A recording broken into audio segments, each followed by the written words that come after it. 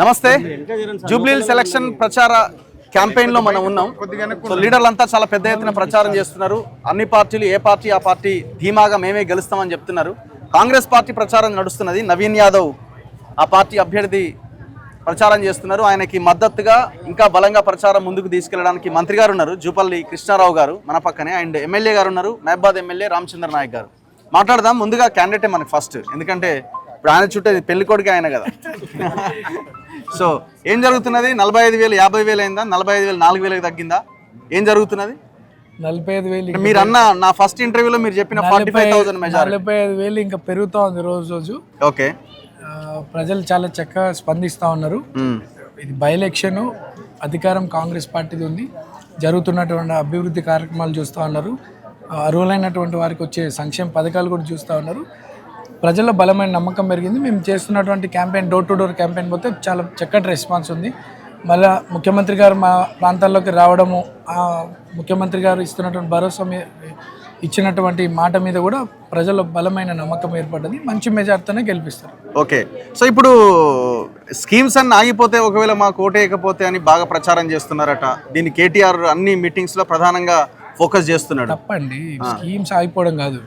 బీఆర్ఎస్కి ఓటు వేయొద్దని చెప్పి బీఆర్ఎస్ గెలిస్తే బీఆర్ఎస్ గతంలో ఏం చేయలేదు, మోసపోకుండా మా ముఖ్యమంత్రి గారు చెప్తున్నారు. స్కీమ్స్ ఎందుకు ఆగితే ఏం ఆగి అన్ని కంటిన్యూ అవుతూనే ఉంటాయి. ఒకవేళ మీరు కనుక పవర్లోకి వస్తే, మీరు ఎమ్మెల్యే అయితే మొత్తం ఇళ్ళని కూలగొడతారు అనే ప్రచారం కూడా జరుగుతుంది కదా. హైడ్రా అందుకే తెచ్చి బుల్డోజర్లు వస్తాయి అంటున్నారు. గత 11 సంవత్సరాల్లో వీళ్ళు ఇక్కడ ప్రాంత ప్రజల అవకాశం ఇస్తే బీఆర్ఎస్కి ఇక్కడ ఇల్లులు కూలగొట్టే ప్రయత్నం కాదు, ఇల్లు కూలగొట్టించిన పనులు చేసింది బీఆర్ఎస్. మా కుటుంబం 40 ఏళ్ల నుండి ఉంది ఇక్కడ. మీరు పోయి సర్వే చేయండి, ఏ ఇల్లు కూలగొట్టడానికి వచ్చినా ఆ ఇంటి యజమాని మా దగ్గరకు వస్తే న్యాయస్థానం ద్వారా వాళ్ళకి హెల్ప్ చేసి మేము దగ్గరుండి ఇల్లులు కట్టిపించిన చరిత్ర అయినా కానీ ఎవరు ఇల్లులు కూలగొట్టే ప్రయత్నం చేయలేదు. ఈరోజు హైడ్రా అని అంటే ఇప్పుడు హైడ్రా వచ్చిందే బీఆర్ఎస్ వాళ్ళు చేసిన కథల వల్లనే హైడ్రా అనేది ఫామ్ అయింది. అండ్ ఇంకోటి, ఒకవేళ సిస్టమ్ కనుక స్ట్రిక్ట్ కాకపోతే మనకు గండిపేట, మన కళ్ళ ముందు కనిపించే గండిపేట కూడా కబ్జా చేస్తారు. ఒకవేళ ప్రజలు బీఆర్ఎస్కి అవకాశం ఇస్తే గండిపేట కబ్జా అవుతుంది, హిమాయత్ సార్ కబ్జా అవుతుంది, ట్యాంక్ బండ్ కూడా కబ్జా అవుతుంది. అండ్ నిరుపేదలకు అగేన్స్ట్గా కాదు హైడ్రా, ఇది ప్యూర్లీ ఎఫ్టీఎల్స్కి బఫర్స్కి సంబంధించినటువంటిది. ఈ హైదరాబాద్ సిటీ ఆఫ్ లేక్స్ అనేది గతంలో, ఈరోజు చాలా లేక్స్ లేవు. చూస్తున్నారు కదా, మొన్న రీసెంట్గా వర్షాలు పడితే ఈ ప్రాంతంలో సఫ్దర్ నగర్ అని అనేక ప్రాంతాలు మునిగిపోయినాయి. ఒకప్పుడు చెరువులు. సరే, government is trying to protect the society, అంటే ఈ కబ్జాలకు గురి కాకుండా ప్రొటెక్ట్ చేద్దామన్న ఆలోచనతో హైడ్రా. కానీ వాళ్ళన్నీ అసలు మీరు గతంలో చూడండి, కేసీఆర్ గారి వీడియోస్ చూడండి, ఏది వచ్చినా ఆగదు, అన్ని ఇల్లులు కూడా కొట్టేస్తాము, అన్ని ఇట్లా చేస్తామని వాళ్ళే చెప్పినారు. సో అది పబ్లిక్ రక్షణ కోసం, ప్రాంత రక్షణ కోసమే హైడ్రా అనేది వచ్చింది. సో ఇప్పుడు సర్వేలు రెండేమో వాళ్ళకి వచ్చినాయి, ఒకటేమో మీకు వచ్చింది. ఈ సర్వేలు నమ్ముతున్నారా? ఏ సర్వే మీకు అనుకూలంగా? నేను సర్వేల మీద డిపెండ్ అయ్యే వాళ్ళం కాదు, మా ప్రాంత ప్రజల మీద. మీరు చేయించలేదా ఎవరన్నా సంస్థ? నాకు అవసరం లేదు, నేను నా ప్రజల మీద డిపెండ్ అవుతా, మా ప్రజల దగ్గరికి వెళ్తా. వాళ్ళ మీద నాకు మంచి నమ్మకం ఉంది. పేడ్ సర్వేలు, ఫేక్ న్యూస్ల మీద మేము పెద్ద ఆలోచన చేసే టైం మాకు లేదు.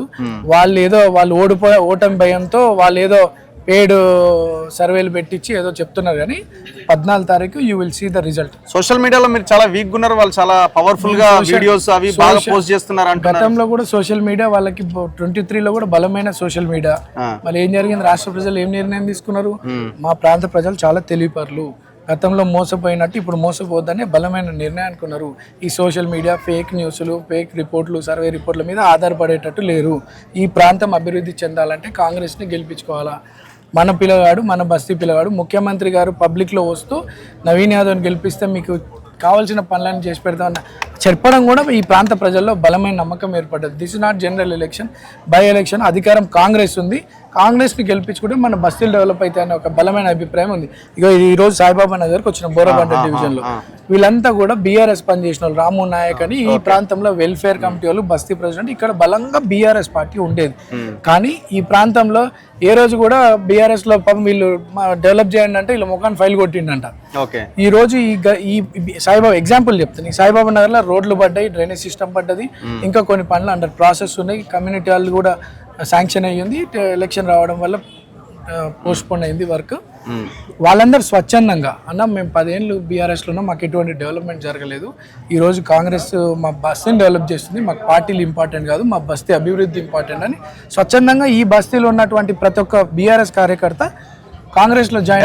ఎలక్షన్ దేని మీద నడుస్తుంది? నవీన్ యాదవ్ మీదనా కాంగ్రెస్ మీదనా? అందరి మీద నడుస్తుంది. మీ ఫేసే హైలైట్ అవుతున్నదా? పార్టీ కూడా అన్ని అంటున్నారు కదా, అన్ని ఉంటాయి. పార్టీ అన్ని ఓవరాల్ స్టేట్ లో ఉన్న వ్యతిరేకత ఏమైనా మీ మీద ఏమైనా పనిచేస్తుందా అని? ఎక్కడ ఏదన్నా ఈ ప్రాంత ప్రజలకి మాత్రం మా మీద నమ్మకం ఉంది, పార్టీ మీద నమ్మకం ఉంది. డెఫినెట్లీ మేము ముందుకెళ్తాం, గెలుస్తాం. సో రేవంత్ రెడ్డి అంటున్నారు మీరు కుడి భుజం అని, మీకు చాలా ప్రయారిటీ ఇస్తామని.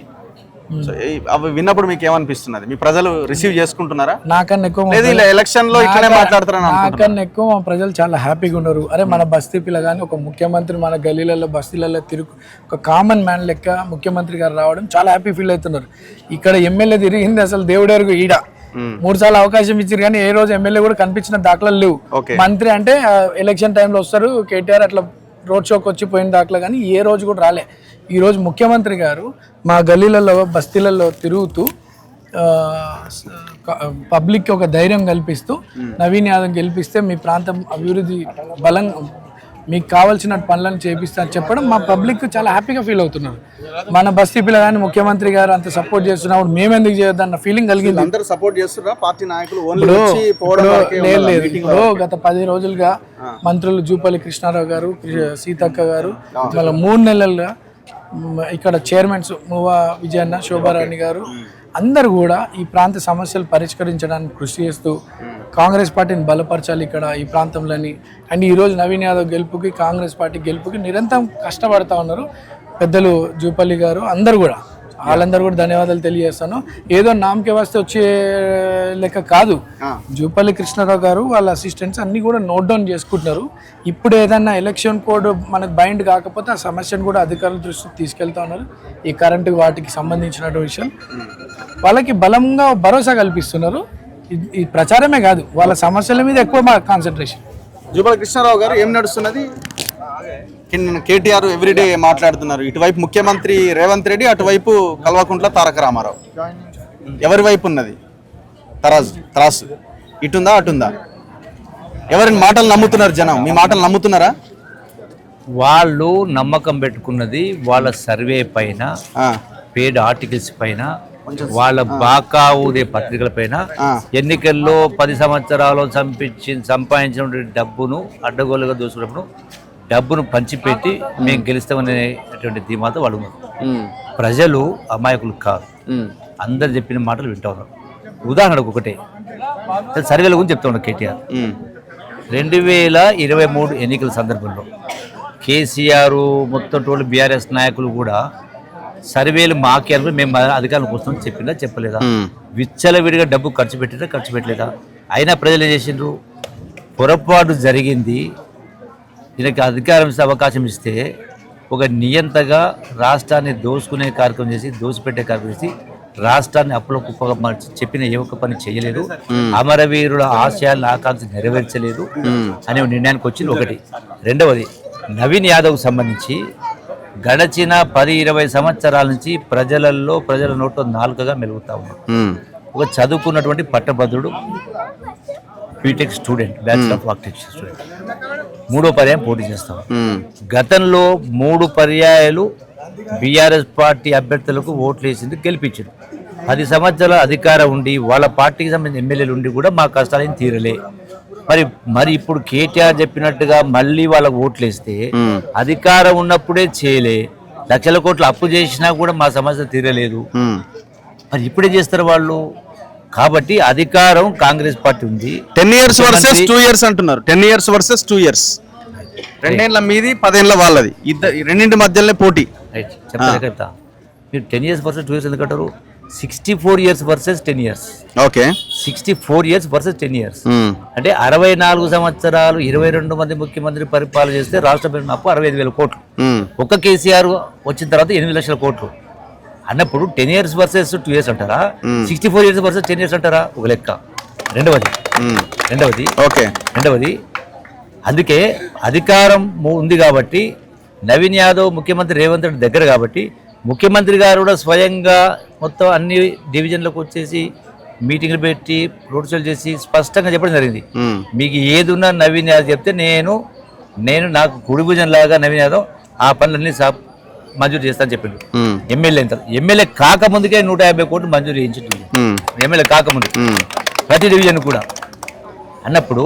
రెండవది ఏంటంటే గతంలో అవకాశం రాలేదు, ఈసారి చదువుకున్న యువకుడు ప్రభుత్వం ఉంది కాబట్టి మా సమస్యల పరిష్కారం అయితే వాళ్ళకి వేస్తే మళ్ళీ మురికి లేచినట్టే మోరి లేచినట్టే. కానీ ఈజీగా ఉందా సార్ గెలవడం అన్నది? అంత ఈజీగా ఉందా ఎలక్షన్ అన్నది? బై ఎలక్షన్ కాబట్టి నాకు నీవు ఎక్కడ ఆలోచిస్తున్నావో వాళ్ళ మైకల్ ఉన్నా తెలియదు కానీ నేనా ఓకే వాళ్ళు సర్వేల పైన డబ్బుల పైన ఆధారపడడం. మాకు గెలుపు క్వశ్చన్ కాదు ఇక్కడ.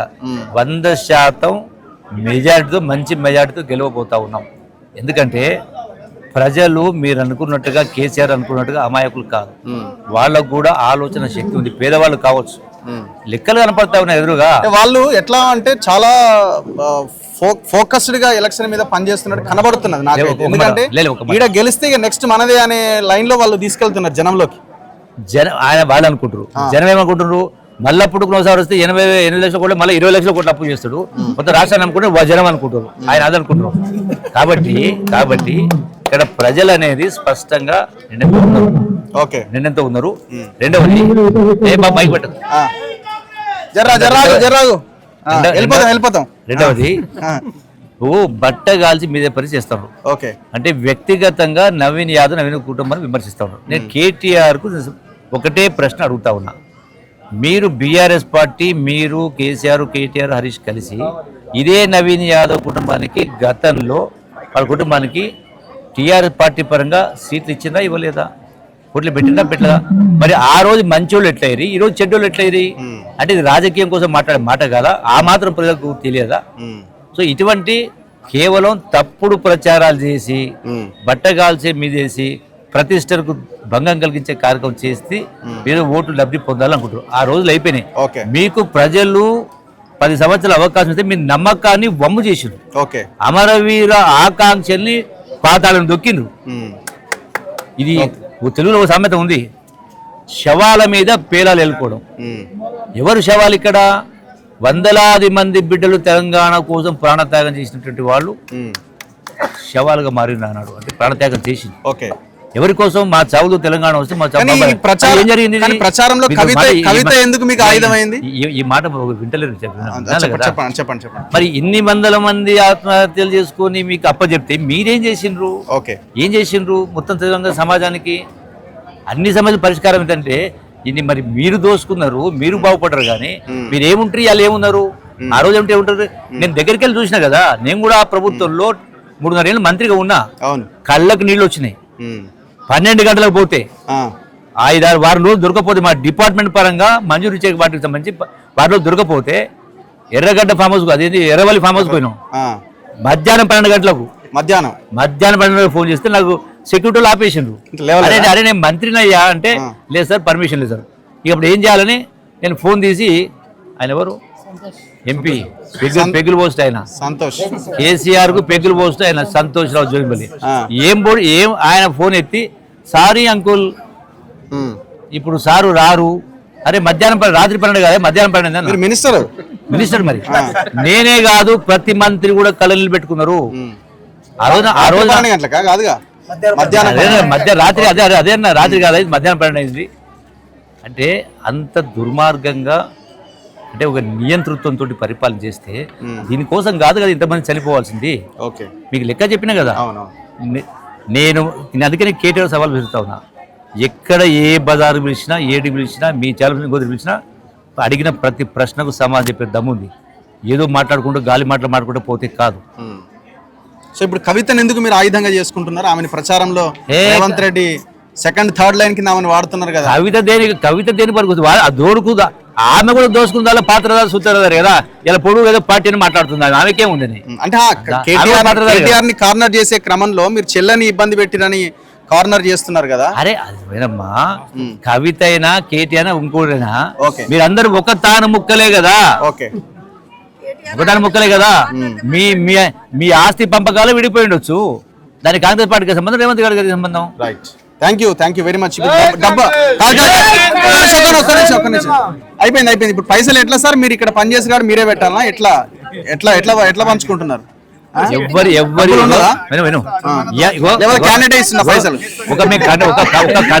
ఒక కండువాలు ఇస్తున్నాం, వాళ్ళ టిఫిన్ వాళ్ళు చేసి మాతో పాటు ఫాలో అవుతున్నారు. అంతేనా? ఎవరికి 20 లక్షలు కూడా ఖర్చు కావేమో అయితే మరి. రామచంద్ర నాయక్ గారు ఒక మాట చెప్పండి, మీరు ఇక్కడే ఉన్నారు కాబట్టి ఒక సింగిల్ వర్డ్ లో మీరు ఏం చెప్తారు? జూబ్లీహిల్స్ బై ఎన్నికల్లో నవీన్ యాదవ్ గారి గెలుపు ఖాయం. 60,000 నుంచి 70,000 మెజార్టీ ఈ బస్తీ ప్రజలు ఇవ్వబోతున్నారు. అదేవిధంగా 10 సంవత్సరాల్లో ఎలాంటి అభివృద్ధి నోచుకొని బస్తీ నవీన్ యాదవ్ గారు ఎమ్మెల్యే టికెట్ సాధించక ముందే 200 కోట్ల నిధులు ఇక్కడ తెచ్చుకొని మరి బస్తీలో కరెంట్ సమస్యలు కావచ్చు, స్పీడ్ బ్రేకర్ల సమస్యలు కావచ్చు, గుంతలు కావచ్చు అన్ని పూడ్చిన ఘనత నవీన్ యాదవ్ గారిది. మరి గెలిస్తే ఇంకెంత అభివృద్ధి జరుగుతుందో బస్తీ వాసులు గమనించారు. అదేవిధంగా 10 సంవత్సరాల్లో రాష్ట్రాన్ని దోచుకున్న దొంగలే, బందిపోటు దొంగలే అని అరుస్తున్నారు. ఒక నిజాయితీ పరుడు, ప్రజల పక్షాన నిలబడ్డ, కష్ట సుఖాల్లో నిలబడ్డ వ్యక్తిని, చదువుకున్న విద్యార్థి, ఒక విద్యావంతుడు, అదేవిధంగా యువకుడు భవిష్యత్తు వాళ్ళు ఏదో బ్లేమ్ చేసి ఏదో ఓటు సాధించాలనుకుంటే వాళ్ళు తీసుకున్న బంధువులు వాళ్ళు పడే పరిస్థితి ఉంది. Thank you very much. So ఇది మంత్రి గారు అండ్ క్యాండిడేట్ వీళ్ళందరూ చెప్తున్నటువంటి మాట. చూద్దాం మరి ఎలక్షన్ 11వ తేదీన ఎలక్షన్, 14వ తేదీన రిజల్ట్ ఎట్లా ఉంటుంది? మీరు చెప్పండి. ఏం పేరు? పుష్పారెడ్డి. నేను మార్కెట్ చైర్మన్. మేమేంటంటే ఇప్పుడు మీరు కవిత కోసం సీఎం గారు మాట్లాడిన మాట కోసం దానికి నేను ఆన్సర్ ఇస్తున్నా. ఎందుకంటే కేటీఆర్ గారు తన ఒక ఆడపిల్ల అని మాట్లాడుతుండు కదా, ఆడపిల్లలు ఆయన ఎట్లా చూస్తాడు, ముందున్న కార్పొరేటర్లకు ఎంత ఇజ్జత్ ఇచ్చిండు, ఇవన్నీ మన సీఎం గారికి తెలుసు, మా సీఎం గారికి. కాకపోతే ఏంటంటే ఇప్పుడు ఆయన ఎందుకు నీ ఇంటి ఆడపిల్లనే చూడలే, బయట ఆడపిల్లనే ఏం చూస్తున్నావు అంటే అది జరిగింది. ఖాళీ వాళ్ళ చెల్లెకి జరిగిందే కాదు, ప్రతి కార్పొరేటర్ కూడా జరిగింది. ఇప్పుడు మినిస్టర్ జూపల్లి గారు ఏం చెప్పారు, నేను పోతే టైం అని కూడా పర్మిషన్ ఎవరు, సంతోష్ రావు కావాలా, ఆ సంతోష్ రావు అందరినీ పంపించేవాడు. ఈ కార్పొరేట్ అనే మహిళలు కూడా పోతే డైరెక్ట్ టైం తీసుకొని మన మున్సిపల్ మినిస్టర్ కేటీఆర్ గారి దగ్గర పోతే ఆయన టైం ఒకటే ఇచ్చేది. సరేమ్మా చూస్తాపో, సరేమ్మా చెప్తాపో. ఏ మినిస్టర్ అయినా, ఏ ఎమ్మెల్యే అయినా, ఏ కార్పొరేటర్ అయినా, ఏ చిన్న లీడర్ అయినా ఫోన్ తీసుకుంటారు, వాళ్ళ సమస్యలు పరిష్కరిస్తారు. ఈయన అలా చేసేవాడు కాదు. నేను 40 ఏళ్ల సంది కాంగ్రెస్ పార్టీ, పీజీఆర్ అంచర్లాన్ని. నేను 2 సార్లు కార్పొరేటర్ పోయి వచ్చిందని నేను. ఇప్పుడు నేను చైర్మన్, పక్కా గెలుస్తామని మా నమ్మకం కాదు, నిజం అది. ఎందుకంటే ఇక్కడ ఇచ్చే ప్రజల స్పందన మెజార్టీ కోసమే తిరుగుతున్నాం. ఈ బీజేపీలు చేసే తప్పుడు ప్రచారాలు ఇక్కడ వెళ్తే అక్కడ సీఎం మీద ఎందుకు చేస్తలేడండి? అక్కడ చూడు, ఇప్పుడు ప్యారడైస్ కాడ ఒక 40 ఏళ్ళు 50 ఏళ్ళ సంది నడుస్తున్నది, సాల్వ్ చేసిండు. అది గుర్తు చేయరు. ఏం చేస్తాడు? అన్ని చేసుకొస్తున్నాడు, నిమ్మలంగా చేసుకొస్తాడు. ఈ అబ్బాయి ఇప్పుడు ఎన్ని చేసుకొచ్చిండు, ఇక్కడ గెలవక ముందు ఎన్ని చేసిండంటే గెలిస్తే ఎన్ని చేస్తాడు? రౌడీ అని ప్రచారం చేస్తున్నారు కదా. ఎందుకంటే వాళ్ళు రౌడీలని సాల్వ్ చేసిండు. రౌడీలు చేసేటోళ్ళని నవీన్ అని అబ్బాయి వాళ్ళకి దూరి రౌడీలను పక్కకి జరిపిండు. అది మాకు తెలుసు వాస్తవాలు. రౌడీ కాదు, రౌడీలను పక్కకి జరిపే హీరో వాళ్ళు. రౌడీలు, నవీన్ యాదవ్ హీరో. అది